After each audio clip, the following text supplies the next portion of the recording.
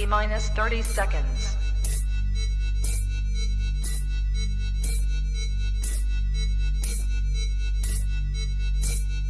T-minus 20 seconds.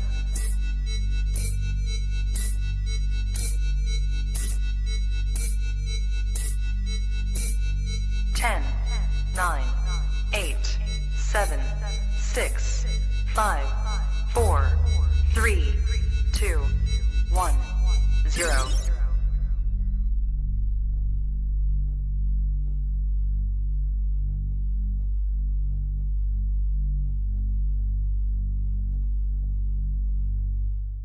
Shout out to USARK and all USARK members. If you don't know what USARK is, don't be ashamed. Just go ahead and click the third link in the description below. See what USARK is all about, okay? You never know when legislations are going to hit your backyard, so that's why it's very important to consider becoming a USARK member today. These numbers really do matter, and they look at it for consideration when it comes to battling legislation. So first and foremost, thank you, Phil Goss. Thank you to anybody out there who partners up and volunteers with USARK organization. Thank you for anyone out there who's a USARK member. And if you can't become a USARK member today, please talk about it on your platforms. Let your neighbors know, let all your pet stores know what USARK is here for, and it's here to fight for our animal rights. Thank you to every USARK member and USARK supporter out there. True.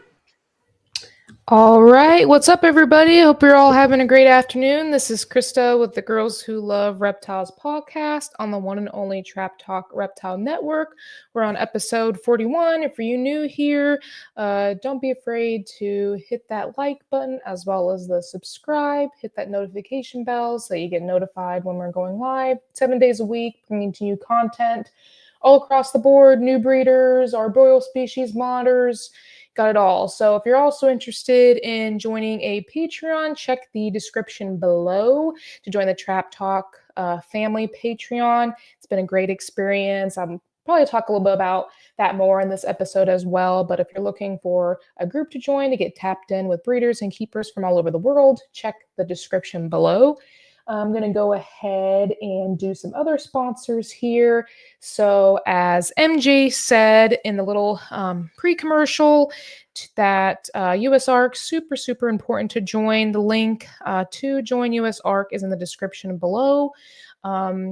They are essentially our voice when going to legislation and being able to essentially fight for our rights and being able to keep these animals. It seems like every week I'm seeing some sort of alert going on in some state about trying to restrict the ability for us to keep these animals. So really important, super easy process to become a USARK member. So go ahead and do that as well. And then, of course, we have Channing with ReptiCo. So Channing is the daughter of Dawn and Billy Rice from Rice Reptiles. She's starting her own business, focusing on mainly producing hognoses as well as crested. They have a lot of other species in the works to being added and a lot of other additions to the company they will make in the future. So really excited to have them as a sponsor. Check them out on Instagram as officialreptico, and then I believe on YouTube under Rice Reptiles. They are doing weekly YouTube videos. They're doing a great job at that, so go ahead and follow them on there as well. I'll also shout out to the chippers, so go to thecocodoo.com for all your COCO needs. Me personally, I like the COCO to go. It's the least amount of dust for me, and I can handle it due to my allergies, and great sponsor of the channel. So go to thecocodoo.com for all of your COCO needs. And then we got Blake from Blake's Exotic Feeders with Quail. As all of us know, feeding our reptiles, we like to have a really good high quality food source. So when it comes to quail, there's none other than Blake. So go ahead, reach out to him, tell him that the Trap and M-Day sent you, and he'll get you set up right.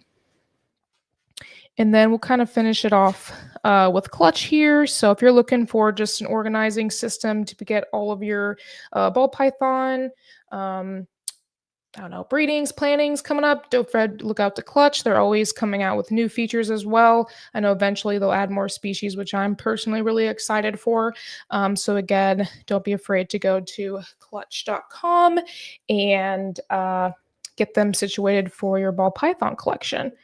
All right, and so doing a solo show today.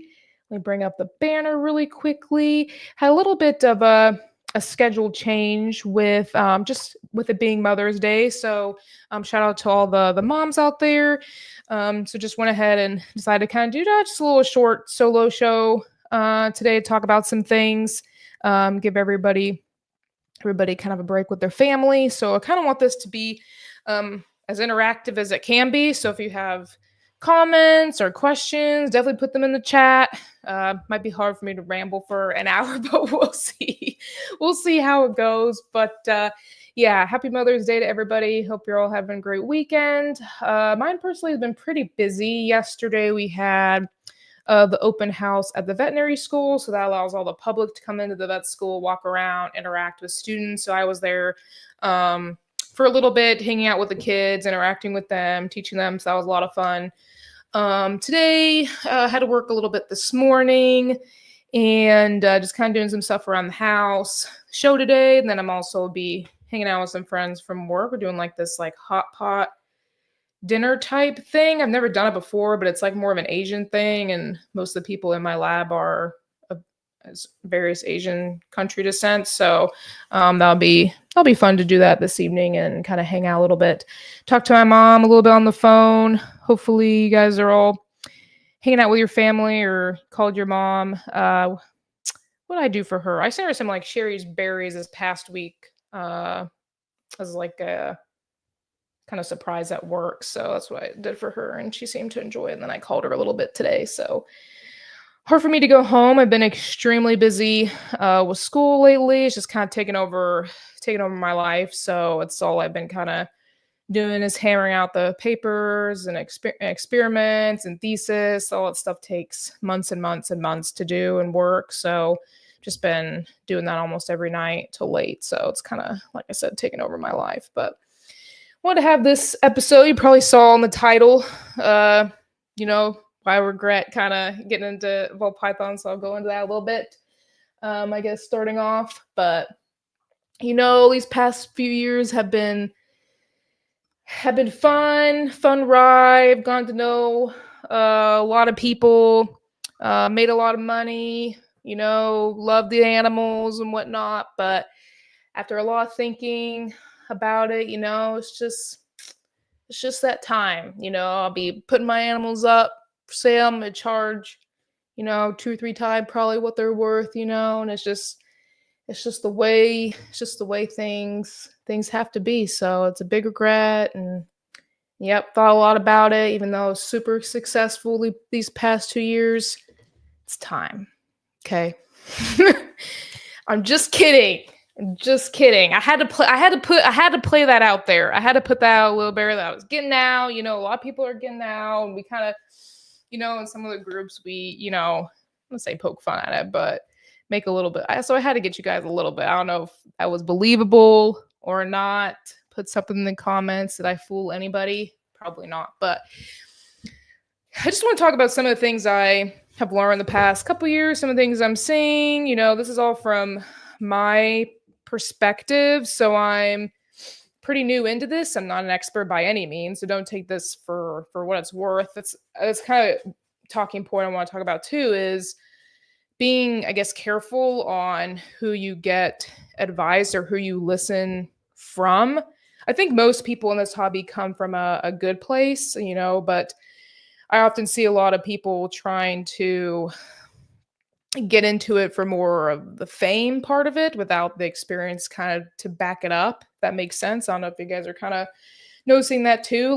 So that's kind of just what I want to start off talking about first, is just being careful on who you take advice on. There's a lot of noise out there, and it takes some time and some knowledge to kind of filter out the noise and decide who to really listen to and whose advice you kind of take for snuff. Again, I don't think these people are coming from an ill will of any sort, but I do see a lot of people trying to just gather fame and try to be something in the hobby without really having the experience to back it up. Like I said, they're not coming from any sort of ill will, but when you're spending money and designing projects that take years and years and years to fill out, it's really important that you're listening to those correct people on the main side. Yep, had to get some of you there. Mike, some blow lost. Yeah, and I don't think they're coming from an ill will, like I said, but I think they're just trying to, be something, or, the fame, there's a lot of that kind of going around. Don't not naming anybody in particular, but sometimes with all the podcasts coming out, that might be a thing where they're doing it more for the views and not so much the animals. Some people may not even keep reptiles, or you don't know, and you're not saying you have to be a breeder or anything by that, but if I don't even know what you keep or what projects you're in, that kind of tells me that you're more a little bit focused on the views part of things, or the podcast sort of thing, than actually the animals. And I kind of have a little bit of a problem with that, because I think the animals should always be our main priority. And so, when we're listening for information or trying to gather information, again, I think it's super, super important that you kind of listen to who's giving the advice, what their experience, what their rap sheet is. It's kind of like a resume, right? I mean, resume is super important. As I've gone through school, this new job that I got, that was the really, really important thing they wanted to see. And that, I would say, really helped me get the job. They made several comments on the resume. I worked all through vet school, so that was a huge thing that was on there. So again, a resume means a lot when you're trying to level up. And I kind of apply that to this game as well, and what your rap sheet is, what your experience is. Again, this is all coming from just my opinion. I'm still new. I'm just a couple years in, but that's just one big thing I've noticed in that aspect. So if you guys have anything to go on with that, don't be afraid to put it in the chats. Let's see who else is here. We got Emilio, have Amanda. Thanks for tapping in, Amanda. We got Nick here too. Official Mutant Dragons, Krista, or Big C. yeah. I've been on New Breeder on the Block a few times. Just kind of stepping in, helping. That's been a lot of fun. So that's kind of my pet name on there with Biggie, and really had fun doing that. But yeah, I guess I think too, when I kind of jumped in, something that I did was just felt all this sort of pressure, part of it, you get kind of wrapped up in the social media part. When you start following people, seeing what other people are doing, you feel this kind of push to do just as well. So you kind of get sucked into that. You want to put a lot of money down, buy a lot of animals, and kind of go at a super rapid pace, because you think you're trying to like catch up in a sense. That's why I kind of felt like too in the beginning part of it. Probably goes to part of my personality too. Like, I'm a very, I would say, type A type of person. I like things to be done a certain way. I want things done at a very high level. And so that was kind of my thinking is, okay, if I got to do this at a high level, I got to drop, all this money, spend all this money, do all these triple, quad, het projects without really even thinking it through. You just kind of, again, watch people online and kind of just take what they're saying, for what it's worth, and not really understanding that. So that's kind of where I kind of got sucked in, and maybe you guys kind of feel the same way, or, not really thinking about it before. Mike, I'm taking donations. Sunsets always said you're getting out. I'll get the sunset in a minute, but yeah, that's kind of like the big push I felt. I got into in 2023, as most of you know. 2022 about my first, kind of pet ball python, just kind of played around with it. 2023 is when I started, watching more stuff on YouTube, started going to some shows. And yeah, I kind of got sucked into that.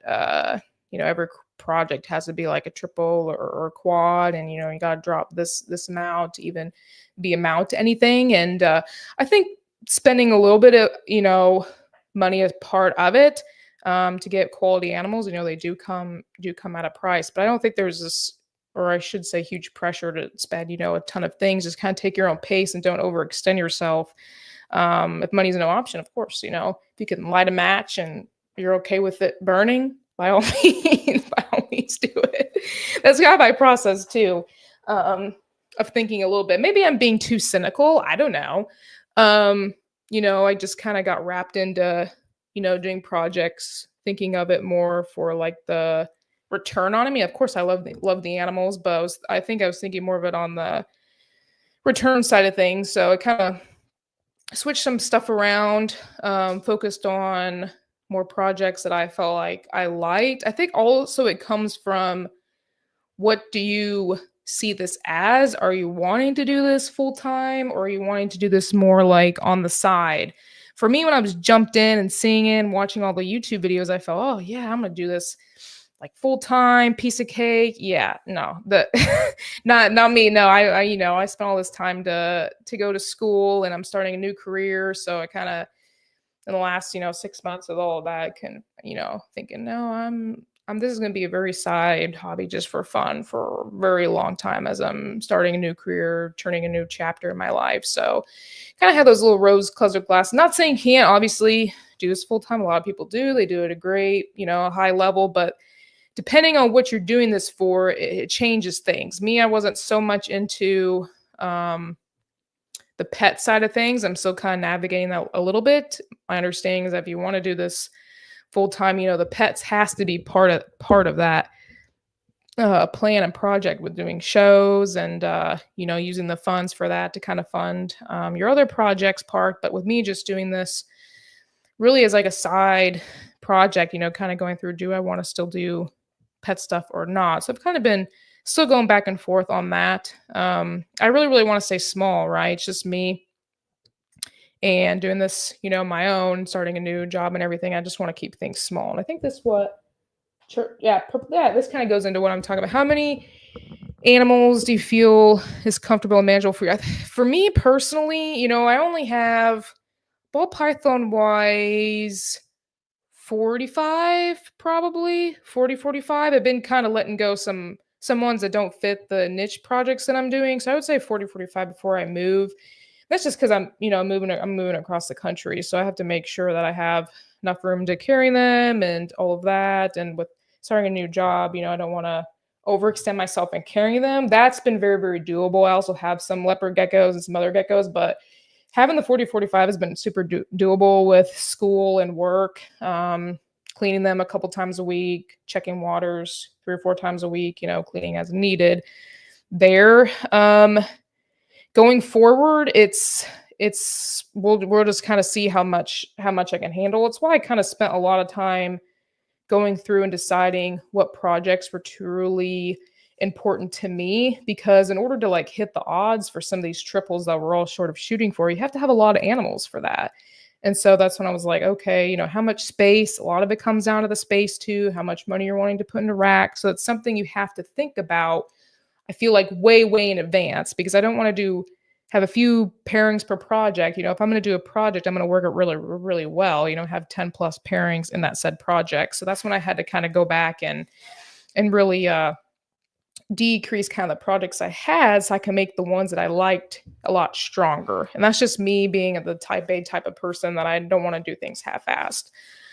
So I don't know if that answers your question. I mean, right now it's slow, but then I'm starting out. I breed those animals. I'm going to do holdbacks. My kind of plan is to like have 55-40 of just breeders, another 55-40 of holdbacks, and kind of go from there, and then a baby rack. So that's kind of where I want to keep things, and then just forcibly have to cycle out the females if I need more space, because I think part of it also is you don't want to let the females go, so you kind of hold on to them, and then you start getting into like the mass numbers of animals being kept. Again, this is me just starting out new. Other people have a completely different mindset, but that is my sort of mindset or kind of plan. The big projects for me that I like, that I kind of started out trying to do, kind of ultramel clown stuff, lavender pied clown stuff, some sunset stuff. And then I was looking at it, I was like, man, if I want to stay small, it's going to be hard to hit all of what I want to hit. So I kind of changed stuff around and made everything a little bit more streamlined, where I can use animals for multiple projects. So I liked the hypo sunset stuff, and I really liked the hypo puzzle stuff. And so I had a little bit of puzzles. So I kind of went the hypo sunset puzzle route as a project. I really loved the hypo puzzle stuff, the stuff that I've seen. It just glows at the shows, and I really liked those animals. So I kind of went with that. Still really like the ultramel in sunsets. One of my favorite animals I've ever seen is the ultramale sunset. So I kind of smoothed that over to do ultramale sunset puzzle, since I still had some puzzle stuff, and I acquired a few more animals for the ultramale puzzle component part of it. I already have some ultramale animals that can be worked in that stuff with good codoms that are maybe harder to find. Like I have an animal with red stripe ultramale. It's awesome. I have a spot no special ultramale that looks amazing. So that's some of the pieces I did to kind of help with that. And the other one, I really liked paint. I really like those animals with a lot of etching and more of the granite type genes I really liked. And I always latched on to paint. So I was fortunate to pick up a couple double het ultramale paints. And then I picked up an ultramale male that tested for het paints. I have a pretty good shot of making ultramale paints. And then again, since it's ultramale, it's a big, strong backbone of the collection I already had. So that blends in well. And then, for future to build on it, cryptic paint looks really, really good. And I think puzzle paint will also look really good. I think it will help bring up the sides and create that kind of contrast with the ultramale. I think would be nice. Then I can kind of go that path in the future, not all at once. I kind of like to build the double visuals first with the kind of some codon pieces before I start just jumping into the triples. I don't know. I mean, I know a lot of people are just making triples and quad hets. For me, for mentally, I just like making the double visual first and then slowly branching it out from there. I think it helps odds wise.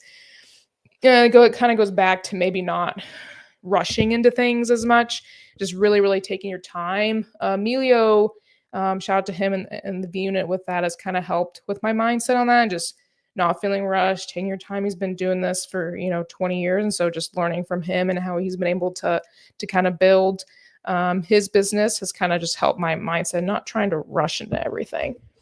Ryan, that cat thing's legit. I know. I have it in the back every show. When I move, probably gonna have my podcasting set up probably in the gecko room, so you guys will probably just see the racks behind me, so you'll probably won't see the cats anymore. I know MJ will be happy about that, but it'll change the scenery. But yes, my cats love that cat tree. Lisa, 30 plus babies. Yeah, the baby part, I mean, I did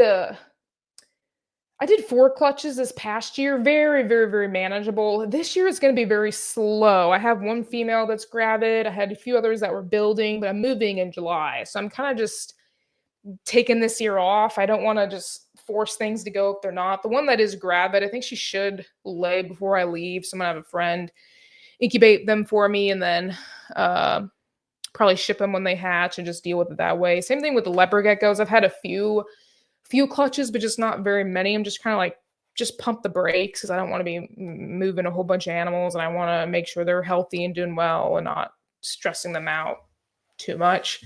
But yeah, 4 clutches are very doable. Definitely just want to go slow and just kind of see how things go. A lot of it comes down to the rodents and being able to produce. So I'm excited to kind of expand that part of it after I move. And I think if you have the rodents, down, really the amount of babies going from up is a lot more achievable or doable. So, and yeah, 4 clutches. I probably had close to 30 babies, I think, maybe this year. I'll have to go back and look. Yeah, 100-beard dragons. Yeah, those guys take a while. How many geckos do you have? I think I have like 13 adult leopard geckos. I think I have like 4 or 5. I think I just picked up a tangerine male. So yeah, 4 or 5 males and the rest are females. I also got some knobtails. I have a 2.3 of those. Really enjoyed those. And I also gone to Kahuas or Chihuahuas. I just call them Chewies because I like calling them that. Those have been, I would say life-changing, but kind of life-changing. There's something about them when you hold them and they look at you and interact them. Like the male Chihuahua I've gotten has gotten really kind of used to me. So at night I'll go in, he'll be hanging out, just like looking at me in the front, and I'll open the cage door and he'll just literally like jump out onto my hand and like want to interact. And it's the coolest thing. So I've really just fallen in love with those.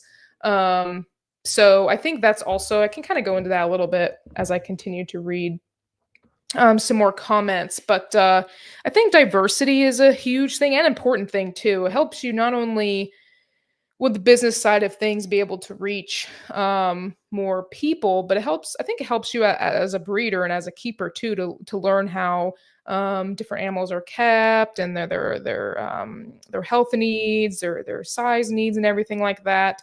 But again, I think there's a fine line between being diverse, but also doing things well and not overextending yourself. So I've been kind of a little bit, I've had the leopard geckos and the ball pythons for the past couple years, and then just recently kind of gone to the knobtails and the chihuahuas. All that has been very, very manageable. The knobtails are very similar to the leopard geckos, care-wise, and keep them in the same type of rack. They're just on sand. The big thing is that they eat crickets, same like the chihuahuas. They really like crickets, so that's been a little bit of a new thing for me. So I've kind of created like a huge bin for the crickets to keep them. And I've been pretty successful keeping the crickets alive for several weeks as I kind of feed them off and then just replenish. And I want to breed my own crickets, but I'll buy some every couple of weeks and feed them off that way. And the gut loading, I've been kind of making my own little vegetable concoction in a blender, blending it up, adding some supplements in there. And then I'll put that vegetable kind of mush mix into like an ice cube tray, and then I just pop out the little cubes for the crickets. It slowly I don't know what the word is. I don't say dry out, but it melts slowly over time, so where the crickets can eat it, they're not drowning.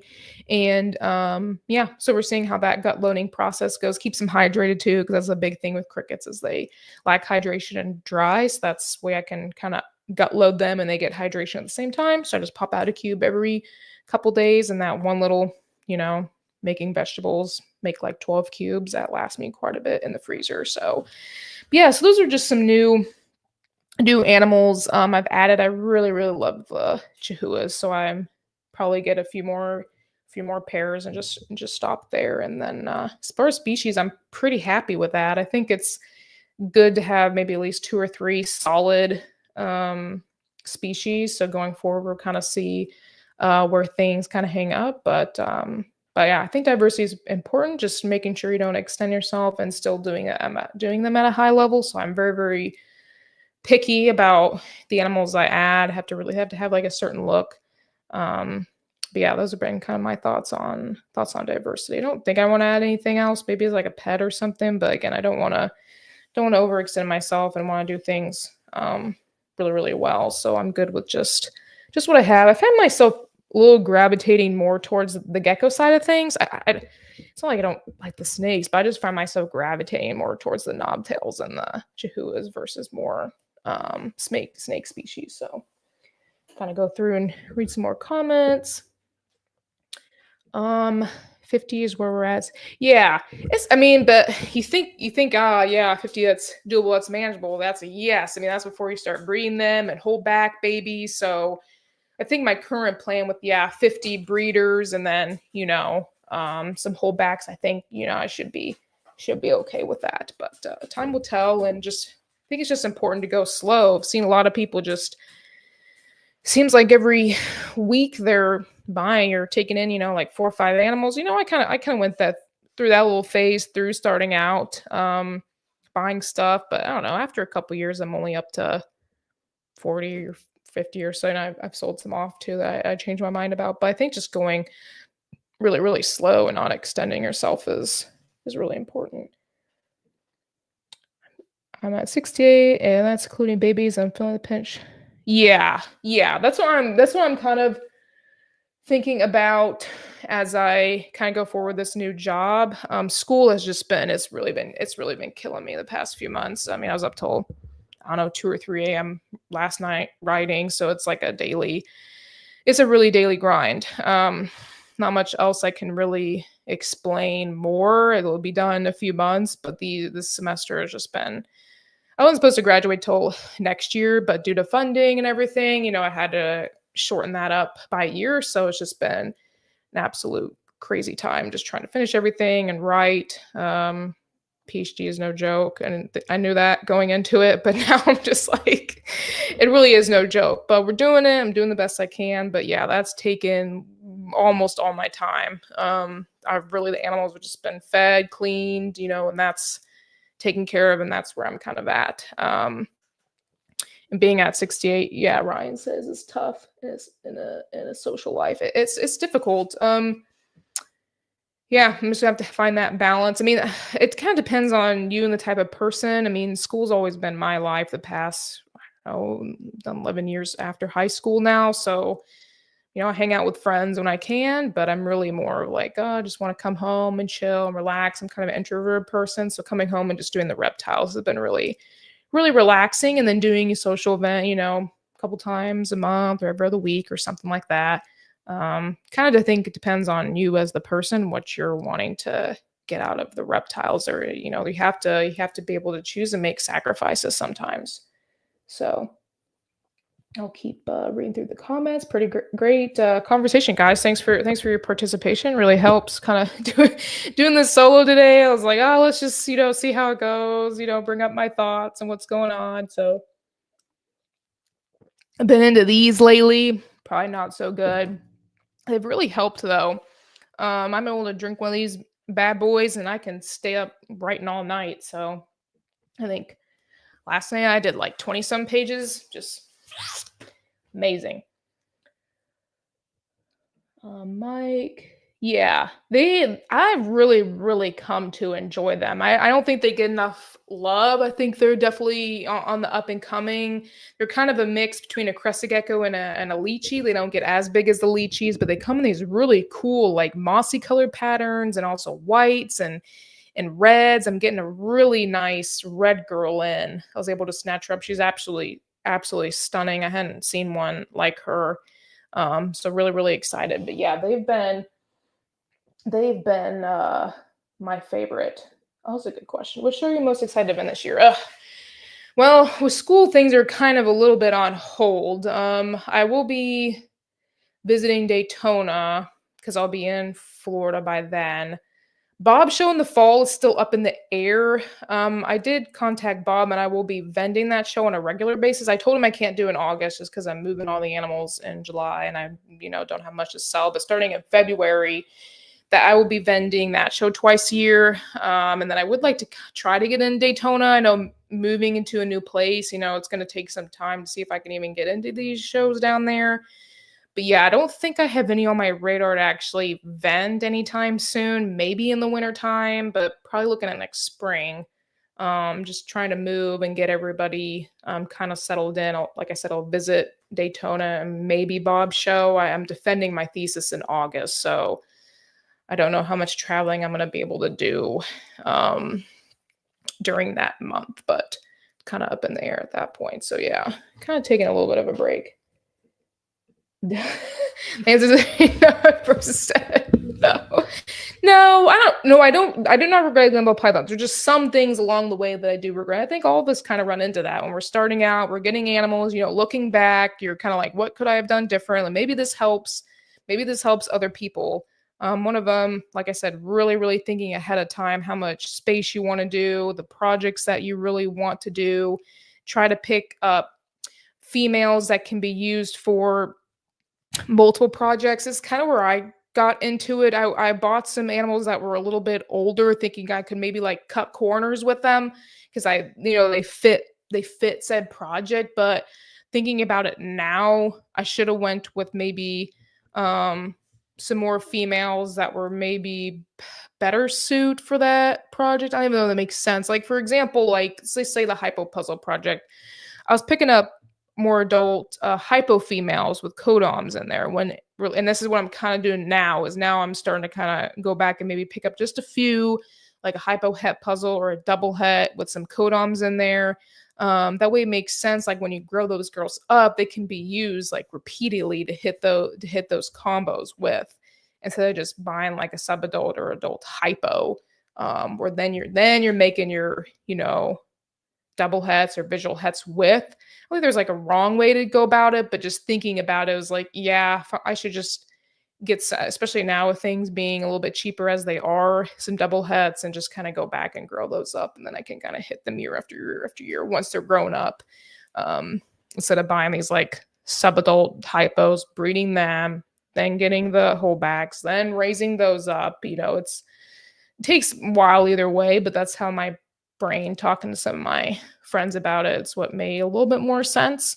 I think there's still some hypo animals I'm keeping depending on the codoms that they have, because that's the other thing too with some of these projects that I've seen is like finding the specific codoms is really hard. They're not out there. You're gonna have to make them yourself. So one of them being like a hurricane hypo girl I have, I picked her up for a pretty good deal. Like good luck finding a hurricane hypo het puzzle or hurricane double head hypo puzzle. They're not out there, or if they are, they're pretty expensive or they're really, really hard to find. So I think in those instances, it does make sense to pick up what you can, but I think just building the army of those visual hets and double hets out of the gate makes sense. It makes a little more sense.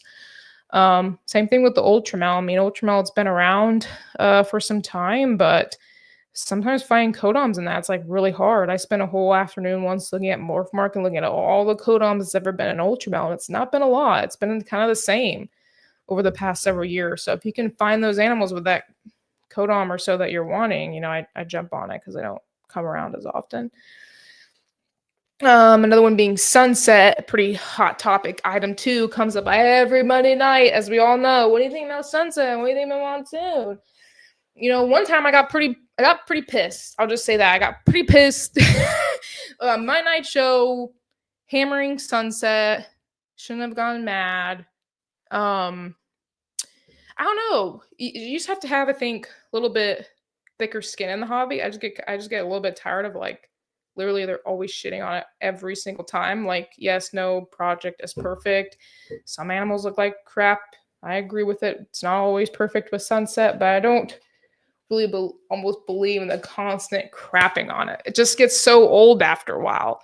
I guess it's just part of it. I feel like with every single project, you always have people that are against it or for it. And I don't know, thinking a little bit differently may be good that there's some negative about it, right? That means not everybody and their mother is going to be doing it. I mean, that's the other kind of thinking I thought when I got into the projects I was wanting to do, is I didn't want to do products that everybody else was doing, but I want to do products that I liked, if that makes sense. Nothing against DG Clown or DG Hyper Clown, but man, there's a lot of people doing that. In what drives me is to make new stuff, and maybe that's like the scientist kind of in me. Just make different stuff, make a little more. Eventually, somebody's gonna hit the combo, so it's hard to really make really truly new things. But that's what kind of drives me, is to do stuff that's not as common or maybe not as seen all the time. So that's what kind of drove me to pick sort of those products, stuff I really, really liked, and stuff that, everybody and their mom wasn't working, and I thought it could give me a little bit of a chance to make some different type stuff. But yes, a lot of people hate the Sunset, which is fine. I go with MJ probably on almost daily. I've kind of gotten used to it. Try to anyways, to have a little bit thicker skin about it. But I still like it. I'm still going to work it. Hypo direction, the Ultramel part. I don't like it in every single combo or every single. I think it's a very challenging gene to work with, but I personally like it. My eyes are just kind of drawn to it, especially as babies, and some adults have looked really, really good. So is it for everybody? No, but that's completely fine. I feel like it just shouldn't be crapped on all the time. See if there's any comments on that. Thanks, Mike. I appreciate that. Yeah, it's been a busy spring. I'm getting a little tired. It's because you like Sunset, isn't it? Yeah.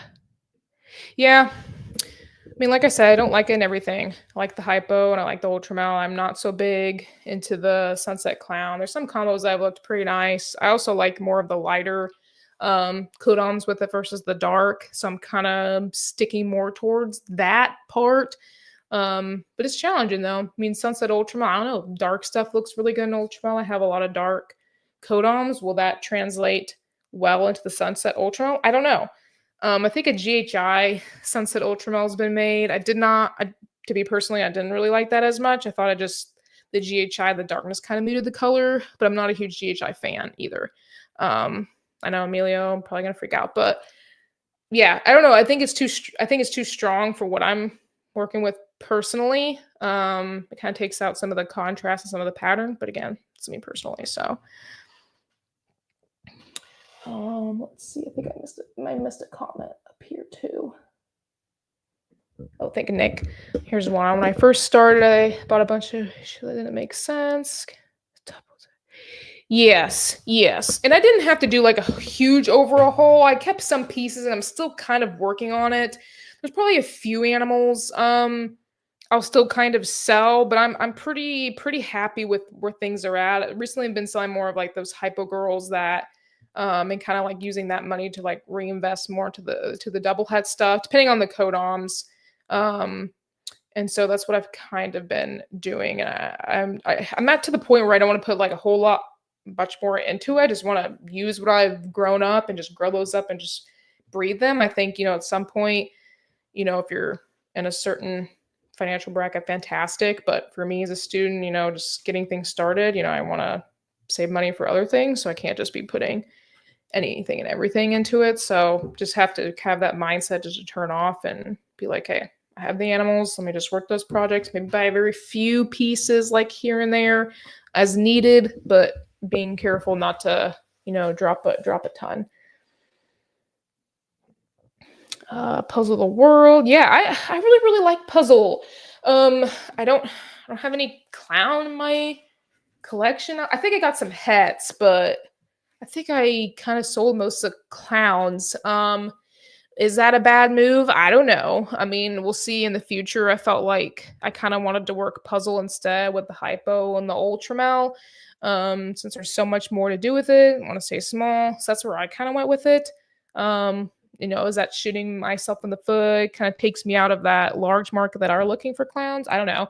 But at least I kind of know that, have that thinking ahead of time. So it's kind of whatever you want to do. I also have, like I said, the geckos working on as well. So I don't know. I don't have any clown. I have some hats, but I like what Puzzle did. And it kind of, for what I wanted to do, it made more sense to go that route and have everything a little bit streamlined with the projects. The Puzzle, Ultramel Paint, Sunset, Ultramel Puzzle, Hypo. Having Puzzle just made things a little more streamlined. What was this talking? Yeah, true. Puzzle Clown. It's another hard one that a lot of people don't see a lot of merit in. Challenging project, dead end project. I don't know. I don't want to crap on it though. If that's what you want to do, then do it. You never know. I think you have to take some sort of risks. And I think Sunset's a little bit of risk, and a lot of people don't like it. It's a little bit challenging. I think if you work it smart, it looks really, really nice. And some that we've seen like that, I think it was a Coral Glow Sunset that Miguel made that looked very, very nice. I think Ultramel will kind of look similar to that. But yeah, like I said, I think it's a challenging gene that you have to work with carefully. The market loves it. Right now, will it be like that in years to come? I don't know. I mean, that's the thing where you have to really make what you like, because if you spend so much time thinking about the market, you get decision fatigue. That's kind of, I would say, also type of person. I'm constantly trying to overthink and make decisions. I mean, I do that for my work, with science and research. You're constantly overanalyzing things. So I naturally have just brought that into the snakes too. So at some point you have to shut that off or not think about it all the time like that. Otherwise you get decision fatigue and you get frustrated, and it's a lot easier said than done. It's very personality based for me, being more type A. It's difficult, but I think, if you don't shut that off, you get into a kind of cycle where you're not making any progress. You're just like, oh, before the animal breed it, oh, sell it. And I don't want to get in that mindset, because then you're really just like throwing away money at that point. Those are just some things I kind of noticed too. Mike, yeah, I've noticed also some people that are crapping us come to find out they secretly have it. Yeah, that's sometimes people crap on stuff that they don't have, or it's interesting that they secretly have it. I mean, everything's fair. Like I said, I'm not huge into D-striped clown, but it doesn't mean I have to go out there and like hate on it. If you want to work it. If you don't, fine. Like I said, a lot of noise, a lot of people wanting to make have their voice heard, I guess, which is completely fair. But then it goes back to the very first thing I talked about was be careful on who you're listening to, what the rap sheet is, what the resume is. I'm doing pretty good. 45 minutes in, pretty good. I'm going to do a couple commercials and then we'll kind of come back, see what the comments are, and kind of wrap things up and go from there. Let's see here. Do some commercials. Here we go.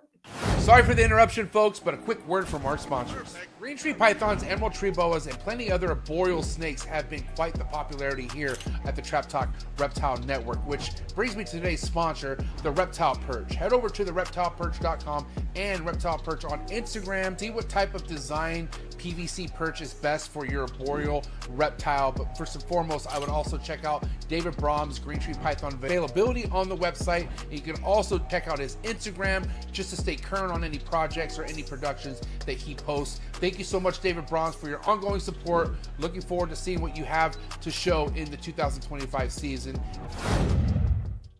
When you think about building a good community and being a leader of that community, nobody comes to mind better than Mark Hager over at Texas Chondros. That's right. Make sure you head over to TX Chondros on Instagram and also head over to Mark's website. See what he has available Green Tree Python wise and be ready for quite the 2025 Green Tree Python breeding season out of Mark Hager. He's a veteran in the Green Tree Python game, one of the best and nicest breeders in the Green Tree Python game. He's been putting on the whole state of Texas for as long as I've known him. So if you want to see all the amazing other chondro keepers out of the state of Texas, another good reason to go follow Mark Hager over at TX Chondros on Instagram. And again, head over to his website, texaschondros.com. You can find all the links in the description below. Thank you so much, Mark Hager, for supporting the trap. Treat.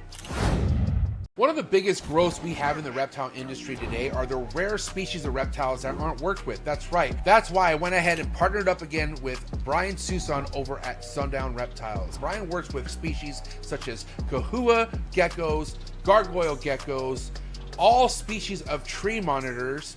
He works with abronia and many other cool species geckos that you can check out all on his website. Head over to sundownreptiles.com, see what he has available. Brian's one of the best doing it in the reptile industry today. He's been on the show multiple times, so make sure you check out all of Brian Susan's episodes on Trap Talk Reptile Network. But more importantly, for the highest quality of captive bred reptiles, make sure you head over to sundownreptiles.com and make sure you give him a follow on Instagram. Thank you again, Brian Susan over at SUNDOWN Reptiles. One of the things I love about being a part of the reptile industry is all the learning, okay? Learning can be fun, and I can prove that to you.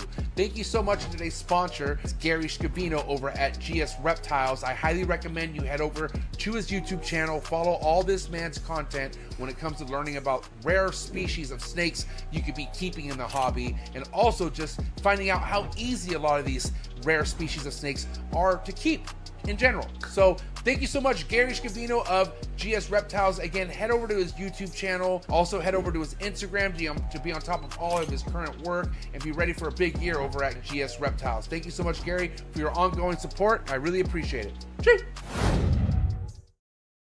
Okay, there we go. Commercials are back. I think there's a few other comments. I think I missed one from Mutant Dragons a ways back. See if I can find it. Sorry for missing that. Not in the next few months, but I can definitely put her on a little bit later this fall to talk about her pairings for sure. Sherry, I think it was from Crazy Eye Creations, or Mutant Dragons if you have any other like keepers you like to see on. Oh, I have Fairy Tale Dragons. I've reached out to her. She's going through some personal stuff right now, but I am planning on having her on. She does bearded dragons. So yes, hopefully in the next few months or in the fall, I'll have her on as well. But if you have suggestions, you can just DM me on Instagram and let me know, and I'll be happy to kind of search them out and maybe have them on. I will look, let's see. Nick had a little comments. Yeah, I think... Yeah, being stuck or always like comparing, you know, because there's people that have been doing this for a long time. And again, it all comes back to that mindset of what are you doing this for. I mean, if it's just something, you know, for fun to do on the side, then that kind of takes like the pressure off. Of course, if you are doing this for business, there's a little bit more pressure to that. And I think you have to think about your pairings a little differently. I think you have to bring in some of that pet side or those pet pairings type of thing, because, you know, starting out doing this full time on high-end projects is very, very, I think, very difficult to do. It takes time to kind of to build that name and to get people to buy from you and to think about your pairings, not only to make stuff for yourself, but making stuff that other people are going to want for that project as well. And so that becomes, I think, a pretty hard line to kind of walk sometimes. Is, yes, you want to be your best customer, but in order to kind of fuel the business, if this is your only source of income, you have to look at things a little differently. I can't speak to that side because I'm not doing that, but for me personally, I have a whole career, so like the money part isn't as super important to me. Being able to make enough to feed the animals and making a little bit on extra on the side would be fantastic, that I can just reinvest back in. But that way, that takes a lot of like the pressure off for me personally on needing to like sell things for a certain amount. I think this kind of goes along with it. Yeah, I kind of feel like that kind of starting out was just, it felt so much pressure to like buy these really expensive animals. Again, I don't think there's any harm in doing that. I just, you know, as a student, I don't have all the disposable income to kind of put towards that. I work 2 or 3 extra side jobs on the side and I use that money for it. But I think, you know, going back, as I bought really, really, you know, nice at the time females, when maybe, you know, buying more of like the females, like the visual head or double heads with the codoms, and then waiting a little bit and then buying like the really nice double visual male would make a little more sense on a budget.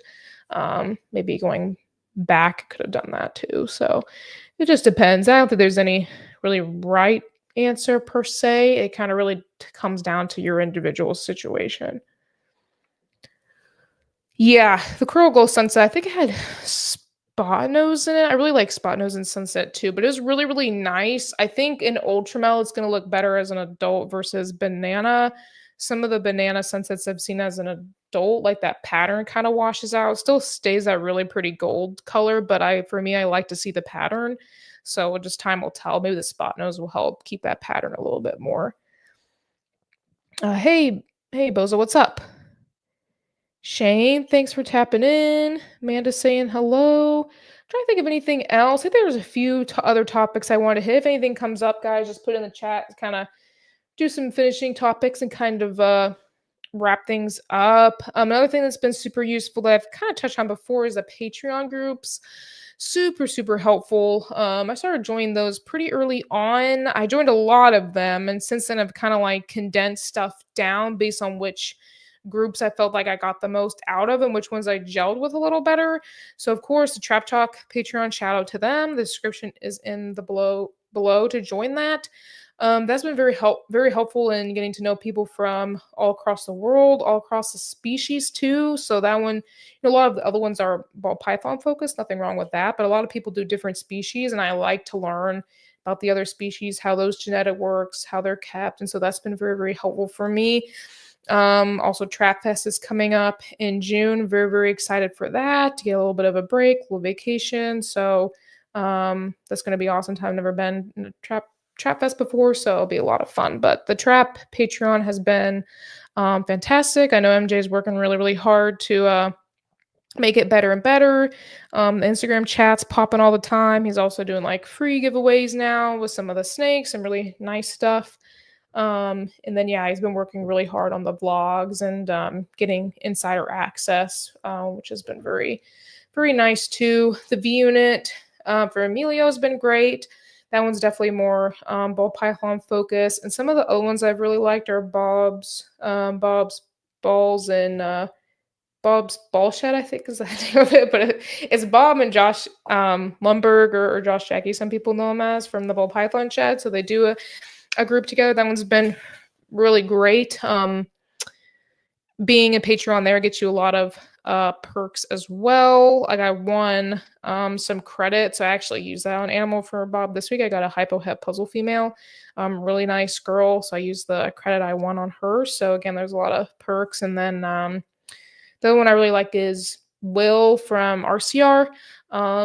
Just what a lot of people hop in the voice chat, and I learn a lot from that, talking to other people. Pretty good discussion as well.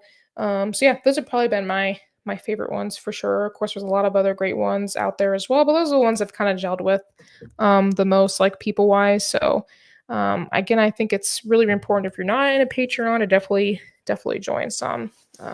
They're really important to get your name out there and to talk to other people and see what's going on in the industry or the hobby at the time. Another one being auctions is something that's been, I guess, newer overall, but something I've used a lot auction wise, just, deciding on animals. And with me moving, I don't want to just put them on Morph Market to sit for months. I kind of want to move them, a little bit quicker. So I have used the Morph Market auctions. It's always worked well for me. I've not had a single person not paid. You just have to know that sometimes the price may be lower than what you're thinking. But overall, I've been pretty happy for what I've gotten for the animals. If it's stuff that I've resold, like I hadn't bred, I've gotten pretty close on what I paid for them. There's a few that maybe were less. There's a few that I got more from. So I think it ends up balancing out. But for me, it's been a great tool to use. Morph Market shipping has also been fantastic. I use that ever since I started. I don't know, probably shipped like 30 or 40 things on there. I've never had an issue. The savings have been fantastic with that. Forget about how much I've saved, but it's probably been, I don't know, maybe close to like 1,000. I'm still pretty new and small overall, but any kind of money saved has helped. And again, I haven't had any sort of issue with shipping. There's been some boxes that either didn't make the flight, but I was able to just get on Morph Market's like customer service and like message them. I was at work, so I can't really call. It's kind of like out of the way, but I can just get on and message somebody. Somebody messaged me right back instantly. I was able to like tell me where the package was, and we were able to go from there. And yeah, haven't had any issues. So I've really liked Morph Market overall. As far as from a shipping and the auction standpoint. I feel like sometimes the auctions has been a little sometimes frustrating too on like the buyer end, because there's sometimes where I'll be like, I'll buy an animal and then the breeder will actually auction off like a very similar type animal, and then ends up going for like less than what I paid for the clutch mate, just like literally like a month or two ago. But I mean, that's the flip side of it as well. That's why you can't think of it too much from a money standpoint, just at the rate things are going and the way prices are so like weird right now, with stuff being auctioned, stuff going for lower than maybe what we perceive they will be. But then again, that's what people are paying for them. So, prices that were such and such a year ago are totally different now. But if you get your mind thinking like that, that's where that decision fatigue and that stress kind of comes in, I think. So it's kind of being smart about things, about where you put your money, buying animals that can be used for a very long period of time for multiple projects. That way, if their value does get, pretty low or whatever, you can still make some back once you breed them, of course. Let me see, Amanda. I'm so thankful someone will answer my yeah. Yep, that's what we're here from. That's what I've really enjoyed joining the Patreon groups and getting as much information out of those, and not being scared to put questions. Definitely depends on the group. Like I said, gel better with some versus the others, so you just have to find your way with that. What's another kind of hot topic? I guess I can give my opinion on or whatever. Palm Street's been one that's been a little bit hot lately. I watch those. I'm kind of, weirdly enough, kind of addicted to watching. I haven't bought anything on there, but I just like watching them. I just find it very interesting, and plus it's kind of the OCD or the type A person in me. Like, I want to know what's being auctioned off and what it's going for, type of thing. I don't know. Sometimes they're kind of fun too, in being able to interact with the breeder. So I think there is some positiveness to it.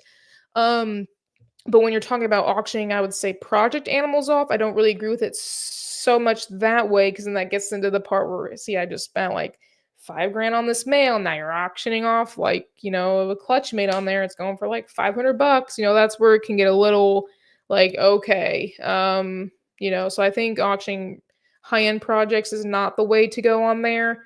I mean, if you really need to auction something off for the money, I it makes more sense to do it on Morph Market. But I think Palm Street has some merit, especially with the geckos. They seem to do pretty well on there. Maybe I'll use them for my leopard geckos in the future. I don't know. I don't really make enough to be able to offset sales using it on that platform. But I could see where it's beneficial in that. And people like to interact with the breeder, see the animal, ask them questions. So I think, like I said, there's some differences with that and positiveness with that. But you also don't. There's some people that maybe buy animals and resell them on there. So there may be sort of, I don't know how they vet, but some questionable, again, this goes back to doing your diligence on who you're buying from, what the rap sheet is, what the resume is, instead of just, believing them, oh, they're on this platform. They're perfectly okay to buy from when it comes on Palm Street. And I don't know how they're vetted. Maybe they're vetted super well, but I've heard some kind of mixed things that make me question their vetting procedures or vetting process. So again, I don't think it's bad to buy animals off there, but definitely have to check who you're buying them from. And the gecko people seem to do quite well. Again, most of their stuff, to my understanding, is more pet stuff versus the project stuff like the ball pythons. But this is mainly crusteds, like I said, or some leopard geckos here and there. That's my understanding. But I think they're really fun. I kind of have them on the background, hearing it as I do other stuff. I'm not sure. Maybe it's a little strange, but oh yeah, absolutely.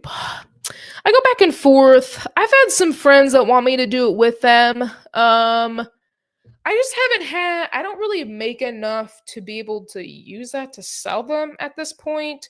If you're making like pet ball pythons and you need to sell them, I could see doing that instead of shows if it's more economically makes sense.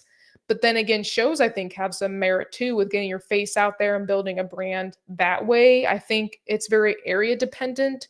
If your area like doesn't get a lot of like super reach, like maybe Amanda like us in Missouri here, like I feel like the shows are just not like a super big I don't know, collection of reptile people here. Maybe I'm wrong, but like compared to other places where it's a lot bigger of a market, maybe doing more shows makes more sense and getting your name out there versus, like here, if I did stuff on Palm Street or virtually, I'm getting much better reach or much better market to that. So again, I think it comes down to the individual on how you want to offset your animals. I mean, if I'm making a lot of geckos where I need to sell, if I want to sell them online instead of going to shows because I'm busy with my full-time job, then I would maybe consider it. I don't know. There's a lot of like people that don't really agree with the Palm Street stuff, but I don't know. From what I've seen on the gecko side, it seems well. I definitely wouldn't do much ball python stuff on there though. Just seeing what some of those animals go for, it like hurts a little bit. But you can't control what people are going to do for their business part of it. So they got to do what they got to do. But that's just my kind of understanding. The other hot topic thing I had was like a buyer protection. There's a lot of stuff about that. I think it's cooled down now because now more people can get it. They don't have to ship with the MORPH market. I mean, I've shipped with MORPH market this whole time, so it was nothing but like a plus to me. But I could see where people who have been, very reputable people for years and years not get the protection being upset. I can understand that part of things. So I think just things have to be worked on. Nothing's perfect, but I really think Darian is doing his best to make the platform the best that it can be, working very, very hard and trying to do things differently or maybe against the status quo. So you're never going to have, you're always going to have people that are not going to support that. That's just business and how it is. So those are just kind of my thoughts. With that, it's kind of what I had. So kind of like, I got you guys a little bit the clickbaity thing, as you listen to MJ and Adam from last week. That's, how to help the algorithm a little bit is, and I don't feel like I don't do it very often. Some of the clickbaiting stuff, I'm kind of like, a little cringe, with the animal, like with the snakes. biting you and stuff like that. But for stuff like this, where it kind of draws a little bit of curiosity and you kind of get into it, I think that's okay. And I know Adam and MJ talked about that quite a bit on Thursday. So if you haven't watched that, go back and watch that. I thought it was super helpful. I talked a little bit about developing a YouTube channel, something I want to do in the future, but then knowing, you know, how consistent you have to be kind of stresses me out a little bit. So maybe it's just doing it for fun, of course, letting it grow organically and not put too much stress into it. Long term would be pretty helpful. So I think once I move and get everything established there, maybe start doing YouTube shows on a little more regular basis, showing the project animals, the care of some of the species I'm keeping, that type of thing. And with that, so yeah, thank you guys for hanging out today. Happy Mother's Day. Thanks for hanging out. Ryan, you're late. You're gonna have to rewatch this one because I'm wrapping things up. I can only ramble for so long before I have to do something else. So so yeah, I hope you guys have a great day. Thanks for hanging out and for making the chats and the commentary. It helped a lot. I think we have Blake from Delray Exotics and I on Uber in the block. I met him a little bit, talked to him here and there. Should be a really good show. Yeah, replay. Yep. Replay. I've been kind of like changing stuff around time-wise too, trying to figure out a good time. Sundays are hard because there's so many shows on Sundays. I feel like late at night people are in bed getting ready, you know, for the next day. So I've kind of been playing around with some earlier times. So kind of see how it goes. So appreciate you guys kind of hanging with me with it being like a different time every week. But I'm just trying to just see what the algorithm likes and just kind of go from there. I think some upcoming shows I got. We'll have Amy, she's really into like the emeralds on. So we're gonna have also Carly from Coastal Morelia on. Really excited also in a few weeks, Mariah from Reptiles. I think that will be a really good show. Whenever you guys type in like care for this animal, usually one of the first things that pops up on the search engine is Reptiles. So she does a really excellent job of care guides. So really, really excited to talk to her, learn how she got into that, where she gets her info, and go forward from there. So yeah, I'm going to wrap things up for today. Have a great Mother's Day, start to your week, and I'll see you guys next week, next Sunday. And there we go.